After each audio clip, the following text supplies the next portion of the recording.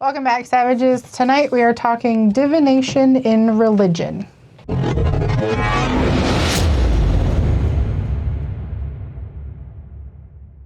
Last week-ish, I have no idea because we've had a lot going on. We went to the Mid-Michigan Paracon. We did a lecture about demonology, Fighting the demonic. There we go. What it was called. And part of that lecture, this was also the man who we talked about last time who worked with the Warrens, who was their protege for about 20, 25 years before they both passed. Rest in peace. They kind of went into how using tarot cards, pendulums, Ouija boards, any sort of divination tool, summoned demons, basically, that it's used to open portals. So we kind of wanted to touch on that a little bit because as paranormal investigators and as, the field has grown, we have seen that a lot of this stuff is used in the paranormal field. As everybody knows, I've mentioned it in almost every single video that we do. I do tarot. I also have a pendulum, but my specialty is, and not many people can, I don't know why I can, but I can pick up anybody's deck. I can get the energy from it and I can use it. Now, a lot of people have their own decks that they can't use anybody else's, but I just read energy, and there are some decks that I'm like, yeah, no, I'm not touching that because I don't like the way it feels. Other decks, I was like, cool, we're going to try this one, and I get the feeling, and we just run with it. And I'm kind of like that with pendulums. Yeah. I can pretty much pick up anybody's pendulum and it'll work, but there's certain ones you just look at and you're like, nope. Right. Not touching it. Right. And recently I've gotten into pendulums because somehow, I've gotten two now that have just been like, you need to take me home. Yes. Which is how I get my stuff. My tarot cards, my pendulums, my books, it's all something that all of a sudden I get this overwhelming feeling like I need this book. Now, some books I've bought because we were going to use them for investigations and whatnot. Yeah. But a lot of my stuff is because I get this overwhelming feeling that I need them. Mm-hmm. And usually that's when we get a call for a case or something, and I'm like, that explains why I picked these up. Yeah, that's pretty much how I've gotten all of my tarot decks, where I'll be somewhere and it's just it just pulls you and you have to have me. A lot of the thing is that, yes, you can use these tools, but it's not something that should be done like your first investigation. You've never done this before. You're going to use these. Don't do that. No. It is a process because you have to learn your decks. You have to learn your pendulums. It's not just sitting there swinging it around thinking, okay, this is how it's going to work. You need to get that feeling and project it. Yes. Because if you're just going to, mess around and be an idiot, that's when bad things happen. Yes. When you're using a pendulum or dowsing rods in particular, you are allowing the spirits to use, for lack of a better way of saying it, you're holding the pendulum. So they're using you and your energy to move the pendulum, the dowsing rods, whatever. So, in essence, something bad could happen. Mm-hmm. But you have to learn how to open yourself, but yet not be open at the same time. Yeah. So I don't know how many people have seen our episodes or whatnot, but I talked about an episode, I want to say sometime last year. I use basically witchcraft, but it's a seance, basically. But what happens when I go into a seance is I allow communication, but through me, kind of. But it's not... You set the boundaries that they can talk through you, but not use you. Yeah. Yeah. So, and it's, I make a safe space. There's a light. I have candles. I have oils. I have, I have the proper tools that I was taught by somebody who prepares these things for me. about how to properly open up communication. It's not something that I was just like, oh, I'm going to read this book and then I'm going to do it. No, I actually asked somebody and we had a very thorough conversation about the proper technique and what to use. And I don't do it every single time. No. If it's a bad case that we have, I don't even go that route because I know something bad can happen. I don't do it by myself. Don't do things by yourself if you've never done them before. But there are many tools that can be used using them properly. Like I said, I have my tarot deck. I usually split it 3 ways. So basically, I've already shuffled it because that's what I do. But, and it's how you prepare. So I do mine from right to left. I always do mine left to right. Yeah, so which is stack, stack, stack. And then, so I'll do the 3, or I'll do the method where I kind of just spread. Usually it's a little nicer than this when I have more room. And then I allow people to draw from there. You can, there are so many ways to set it up. It just depends on what you're reading for. I'm reading for the person, I'm reading for the location, and I'm reading for the destination. I just gotta chill. Yeah. I typically read before an investigation, during an investigation, at the end of an investigation, depending on the type of investigation that we do. I don't do it all the time because it kind of either causes things to go chaotic or scatter. So there's so many types of divination. Oh my God, yes. Just to touch on a few of them. Tarot cards, the pendulums, the dowsing rods. There's scrying. I don't like that one. I know there are different ways to do it, but You can do it with a mirror, you can do it with crystals, you can do it with almost any sort of reflective surface. Yeah. There is, even astrology is considered divination. I'm a Gemini. That's all that I really know. I have personality disorders and whatnot. Yes. Yeah. Split personalities. Runes, tea leaves, palm reading. Tea leaves is cool. Just to name a few. I would like to learn more about that one. But yeah. I've seen it done one time. And I look at things and I'm like, it just looks like crap in the bottom of a cup. But apparently the way they're laid out is how you're supposed to read it. Yeah, and my problem is I look at them and I see shapes. Yeah. And faces and people, and sometimes that's what you can use them for. Yeah. But generally you just want to read them, and I'm like, no, I see Jim, Joe, a house, a dog. Look, it's Jesus. Yeah. But one of the things that always makes me want to smack people, basically. It's the controversy. Yeah, it's always called the occult. Okay, so the actual definition of occult is not easily apprehended or understood, hidden from view. Okay, the occult does not mean bad and demonic. Everything is the occult. Catholic Church. You say that word and instantly it's bad. It's demonic. You're witches. You're this. You're that. No, it simply means not easily understood. Yeah. That's it. And the occult basically goes back to Salem witch trials and all of that. If something was different, you were automatically cast out because it was bad. Yes. But, and witchcraft back then, back then they didn't have antibiotics. They didn't have medications. A lot of what you used to treat yourself or whatever was what you got from nature. Yes. And that was considered witchcraft. Yes. By definition, it's alchemy.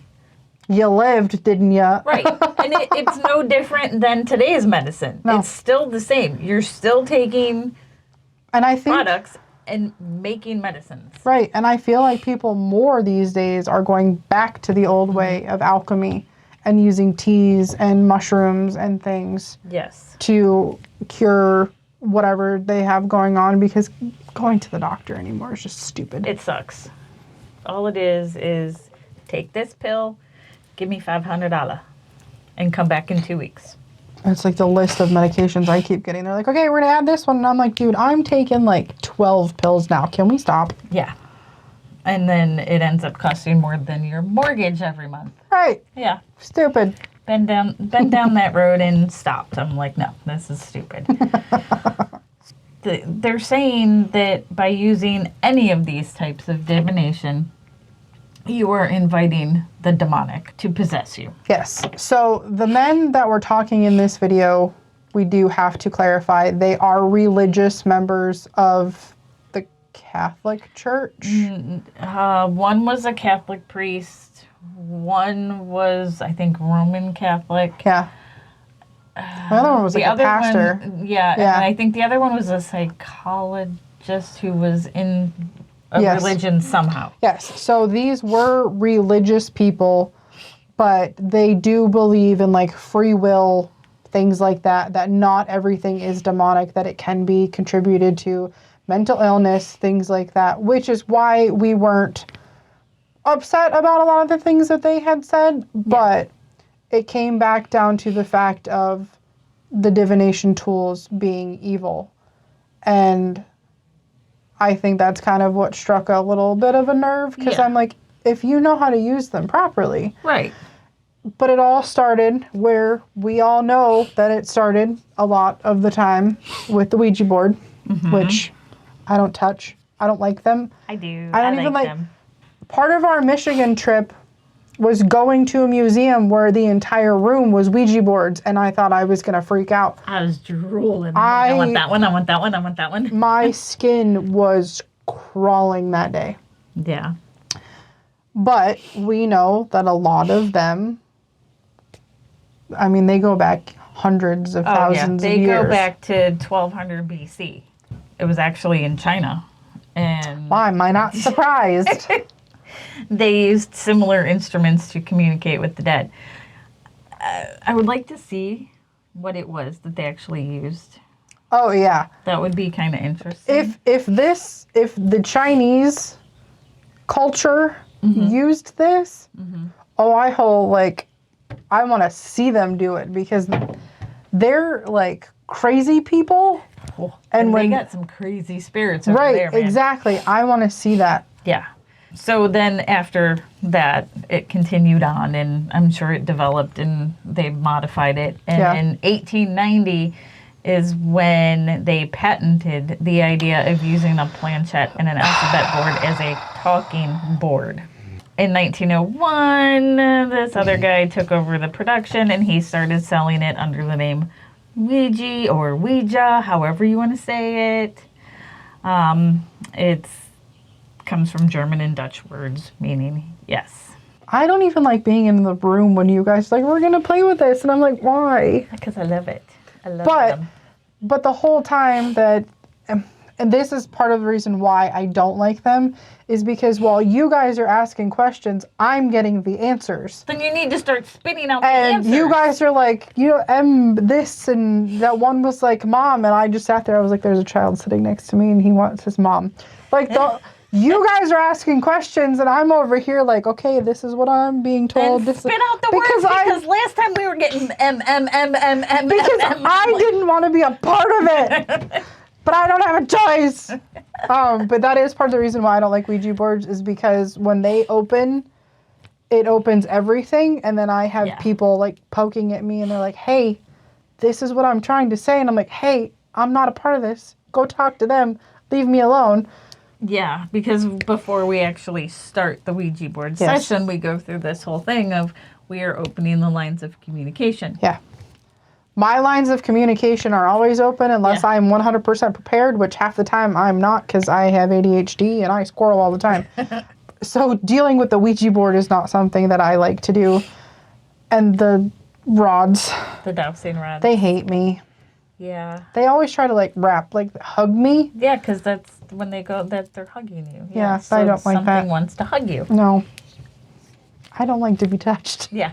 So they say, whoever they are, say that using any of these methods of divination, even the tarot cards, where they're not even using you to do anything besides flip over a card, They say that using any of these invite demons into your life, and by proxy, the lives of your family and other loved ones. There's many cases, they say, of demonic infestation in homes, for example, where divination has taken place using Ouija boards, seances. I can totally see the seance thing. I get that. Right. But again, if you do it properly. How many times have you been to my house? Right. I've done this in my house. I have cards open because people who are out and about and they think of me, I get tarot cards. I have like 4 or 5 of them now. But some of them I like to display because of how pretty they are. Like my vampire ones that you got me. I don't know where those went. They kind of like disappeared. They'll come back. Yeah. But the vampire ones that she got me for my birthday, I have them open. I have the book out. It's displayed. And I have an old guy in my house that smokes cigarettes and he doesn't bother me. He didn't care half the time. I've had one instance where she came over because there was something iffy, but other than that, we figured out what it was, and ever since then, and I put my boundary up, it's been fine. We've used the Ouija board, we've done pendulums, we've done dowsing rods, we've done the seance here. Stuff doesn't fly off my countertops. You can open yourself up to demonic influence, possession, oppression, whatever. It's the intent. By simply getting drunk. Yeah. You don't have to use any divination tools. You can, any sort of mind altering anything can open you up to demonic forces. I mean, there are so many apps in your phone anymore too that you can open up one of those and just think you're going to act dumb, and then all of a sudden you're giving us a call because you're like, hey, something weird's going on.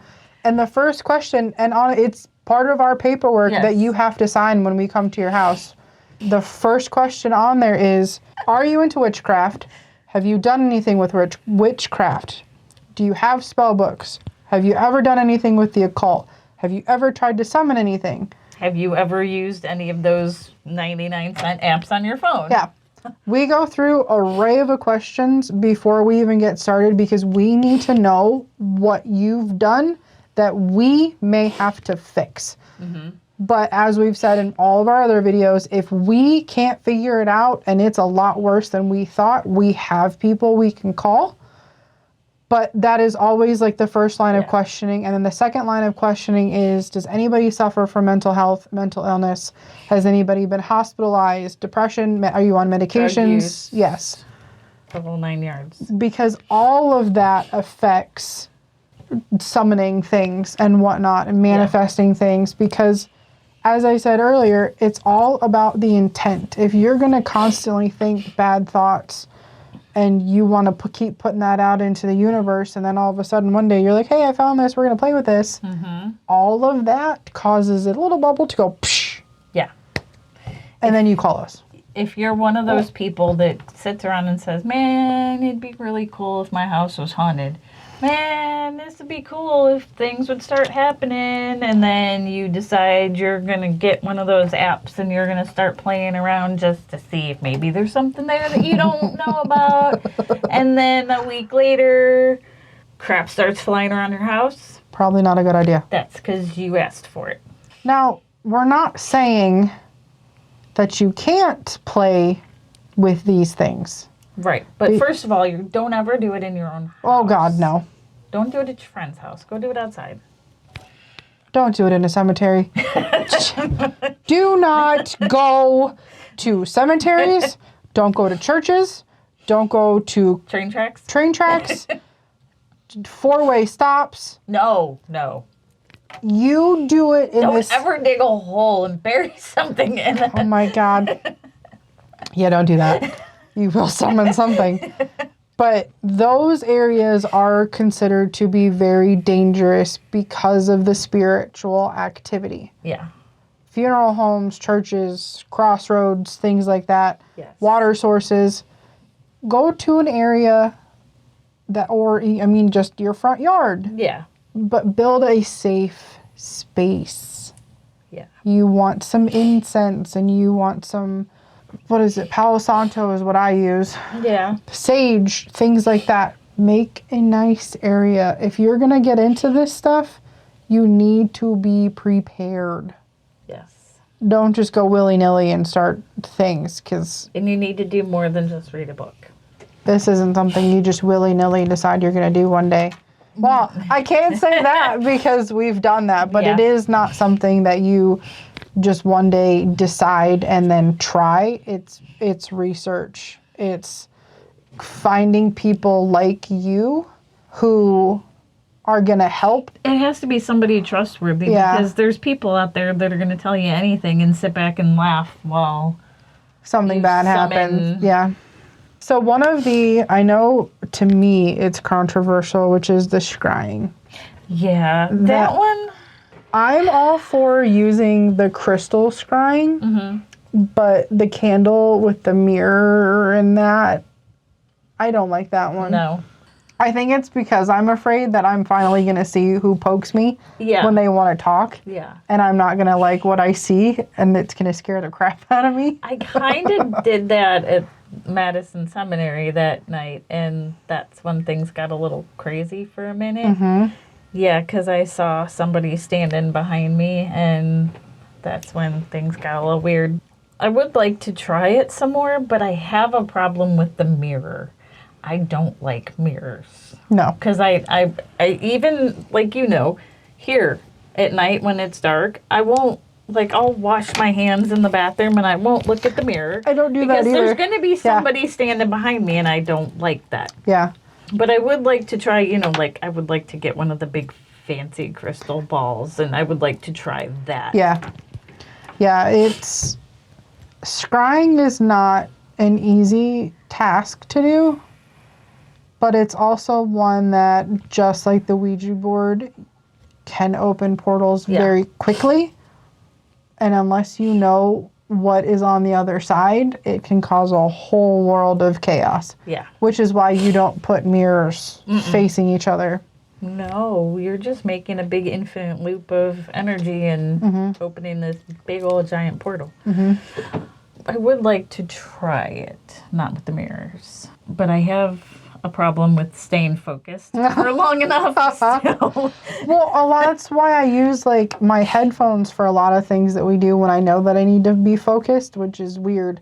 But I'll put on like music that I know that, like, heavy metal music. Yeah, because you can focus on it. Yeah, it keeps me calm. But like, even when I'm reading, I can't read like in a quiet room. Like, I have to put my headphones in, because listening to the music helps like drown everything else out, and then eventually the music disappears.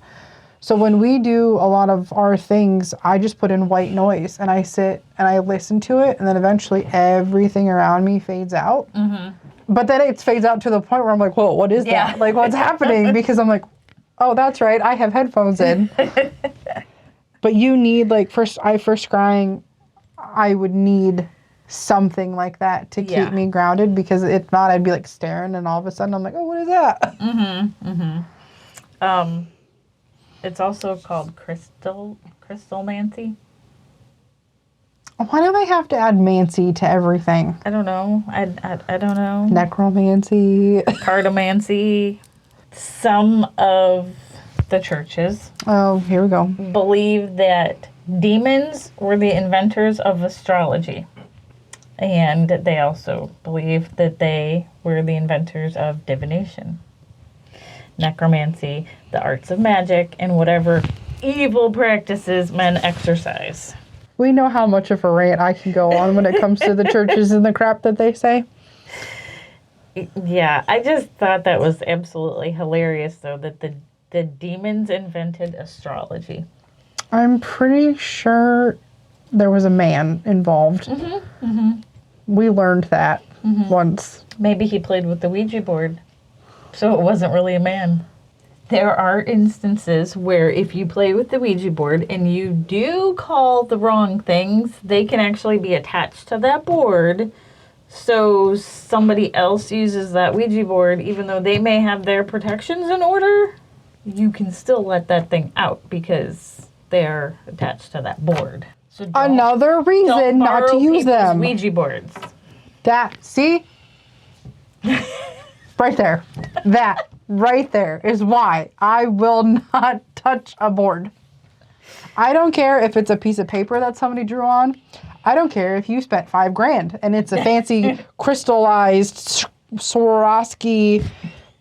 No, I will not touch that board. I don't even like picking up the planchettes even when they're by themselves. Yeah. Because I watched the Ouija movie and she looked through it and all of a sudden there's a demon over there. I'm afraid that's what I... looked through it. I see nothing. Well, not yet. And one day somebody's going to be looking back at you. I'll probably poop my pants, but then I'll be like, yes, I finally saw it. I will not be here. I will not come over. I love you, but no. Thanks. You can call a priest. Let him kill me. Okay, that's gonna guilt trip me. Don't make me feel bad. Just let him kill me. No big deal. I'll just haunt you forever. Nah. So pendulums came from Greece and Egypt. So European area. So we have Ouija boards from China. Yeah. Pendulums from ancient Egypt and Greece. Yep. Tarot cards were, I think, also part of the Romanian culture, which is European. That's the cardomancy. Yeah. Not the actual tarot cards, but the cardomancy. Yeah, was from there. And then a bunch of different people throughout the years that started different forms of tarot cards. So what, again, this is like European, and the Americans decided this is mine now. Yeah. Yeah. We all went over there and went, thank you. We decided this is how we were going to do it. And guess what, ladies and gentlemen? We were probably wrong. Well, yeah, because look who has the demons now. So we had a lot of fun with this one. It's called the Thoth. This makes me think of when my lisp was really bad when I had my lip ring and I couldn't say anything. Yeah. The Thoth got on the spaghetti. The Thoth was created by the controversial occultist Aleister Crowley. Yes. He also had somebody help him named Frida Harris. But he used astrology, the Kabbalah, I Ching, mythology, alchemy, and magic. So he took all of them and yeah. He was kind of a word I can't say on camera, but he was pretty much of a BA. He was so into things that people actually compared him to a demon. I mean, you combined all of that together and that's probably what you're going to get. Yeah. He's not officially a demon. No. But he... And I have a big book that says what demons are. Yeah. But a lot of people considered him that because of the things that he did, and I have read so much about him. It's pretty interesting. And everything that you read about him, though, it's all different. It's all controversial. It was he did this, he did this, he did this, he did this, but we don't actually know what he actually did accomplish. Right. And it's not like we can summon him.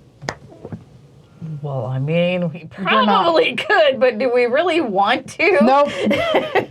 Especially if we use a Ouija board, you're on your own. They had another one from a British occultist who made, it's called Rider Waite. That one had astrology and magic. I'm starting to see a common theme here.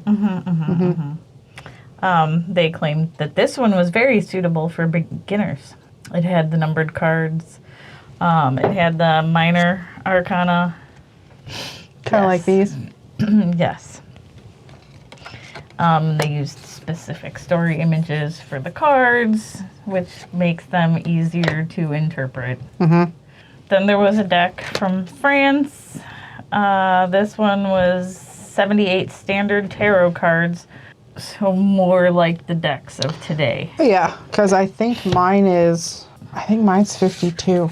Yeah, so that would be more like a cardomancy set. Yeah. And then there was another one invented by Madame Lenormand. She was a born diviner. Okay. She's best known for predicting Napoleon's accession to the throne and the claim of Napoleon's wife, Josephine, to the throne. She was also a favorite of the court as Napoleon's royal soothsayer. So you compare that with the weight cards, and the weight cards provide a detailed and philosophical view of a situation, where hers refers to a specific event or person in each single card. So it's more Witchcraft. yes, because it's more simple, but yet you have to be more intuitive to understand it. Yeah. Well, Yeah, we know why she was so popular in the castle. She probably murdered people to get Napoleon to the throne. I mean, how else would she make sure that what she predicted came true? No. I predict you. Hey, come here. Yeah. I mean, hey, it worked. Oh, are you done now? Yeah. Oh, okay. So a lot of the things that we have when we talk about our gear is we take all of these things with us, except the Ouija board on some cases. Sometimes we have it, sometimes we don't. We usually have it, we just don't always use it. We do use oils. Those can also be considered divination depending on what you get. So we have clarity, protection, grounding, psychic, hecate, however you want to say it. We're always forgetting one because we have like 6 or 7 of them. We use them depending on the situation that we're in. We use them to either open ourselves up or close ourselves off depending on that part of the night. So typically when we go in, it's usually clarity, psychic to open everything up. And then throughout the night, we'll switch to like protection and grounding depending on how the investigation goes. It's all in the intent. If you're just going to look at it as a bottle of oil, that's all it's going to be to you. Right. But if you're going to use it as a tool to get to where you want to go or the answers that you want to get, that's typically how it works more. That's kind of the same with any of this stuff. If you get out a pendulum and you set the intent that you're going to ask these questions and you're going to communicate with XYZ spirit and you're going to get answers, you're more likely to get correct answers. Because if you just pull out a pendulum and sit here and just start randomly spewing questions, not knowing any direction you're trying to go, it's not going to work. Yeah. That's like those people who are asking one question after another. It's like when you're talking to people. You can't just ask 8 questions in a row and then be like, okay, what's your answer? It doesn't work that way. I mean, I talk that way because I talk fast and I usually ask for an answer and everybody just stares at me and I'm like, well, let me try that again. Yeah. But it's always intent. You can't just do something and expect something to happen. Like when they're talking about summoning things with using these tools, it's the intent that that's what you want to do. We don't have that intention. No. We want to talk to you, but we don't want to summon you. There is a difference between talking and summoning, or communicating and summoning, depending on how you want to look at it. There's always a difference. It's how you speak. If you're going to be using any of these tools, you need to speak clearly. Respectfully. And yeah. We're not going to name names here. Be respectful towards the spirits because they can jack you up. Generally, provoking is not a good idea. I only do it when it's necessary. I pretty much leave the room at that point. Yeah, she does. She leaves me and she's like, bye. If you mess with children, or if you're just being a complete D-bag. Yes. Then that is when I will poke the bear a little bit. Never provoking when you're using any of these things. No. It's never and I never idea. do it with these. Because, again, you are more vulnerable whenever you use any sort of tool. These are nothing more than tools. You would not go try to put out a fire without the appropriate precautions and tools. Yeah. Therefore, it's just the same thing. You don't go and try to do any of these without the appropriate precautions, tools. Which we've been doing it long enough that pretty much know how it works. We can go on a rant about this all night long, but that's pretty much what we wanted to get out of what we had some thoughts on. Yeah. So, yes, they can be used for nefarious intentions. Don't do that. But when used properly, I'm not going to say they are completely safe, but when used properly, you can use them and generally not have a problem. Yeah. I say we've been doing it long enough that I, especially doing what I do, I haven't run into anything, No. knock on wood, yet. No, and the only thing that I've picked up, I guess, would be that little kid. Yeah. Yeah. And that's because I gave them permission to hang out until they were able to Go. move along. All right, guys. We'll see you later. Bye. Bye.